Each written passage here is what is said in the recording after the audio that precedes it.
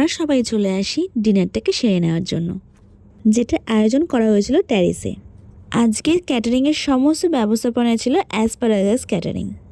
স্টার্টার্সের প্রত্যেকটা আইটেমই ছিল যেমন দুর্দান্ত। তাহলে চলো এবার ডিনারে দেখা যায় কী কী আইটেম রয়েছে। ফার্স্টে ছিল মাছের কচুরি, সাথে স্টাফ আলুর দম বা ছোলার ডাল। আমি সবই অল্প করে ট্রাই করি, আর আমার যেটা নিউ আইটেম লেগেছিলো সেটা হচ্ছে বেকড ফিশ। এটা টেস্টেও কিন্তু দুর্দান্ত ছিল। দেন ছিল প্লেন রাইস আর চিংড়ি মাছের মালাইকারি, যেটাও খেতে কিন্তু দুর্দান্ত ছিল। চিকেন আর মাটনের মধ্যে অপশান ছিল, আমি মাটন খাই না তাই আমি চিকেন ট্রাই করেছিলাম। তারপরে আমি ট্রাই করে নিই চাটনি আর পাঁপড়। দেন আমি অল্প করে একটু ট্রাই করি পাটিসাপটা আর সন্দেশ, আর লাস্টে ছিল আইসক্রিম। আর ডিনার সেরে এসে এদিকে আমরা দেখি যে সিঁদুরদান পর্ব শুরু হয়ে গেছে। সিঁদুর রাঙা মুখে সাবুদিকে দারুণ সুন্দর লাগছিল দেখতে। সারাটা জীবন যেন দুজন দুজনের সাথে এরকমভাবেই হাসি খুশি থাকে, এটাই আশা করি। এরপর ছিল আমাদের বাড়ি ফেরার পালা। যেহেতু অনেকটাই রাত হয়ে যাচ্ছিল, তাই জন্য দুজনকে বিদায় জানিয়ে আমরা বেরিয়ে পড়ি বাড়ির উদ্দেশ্যে।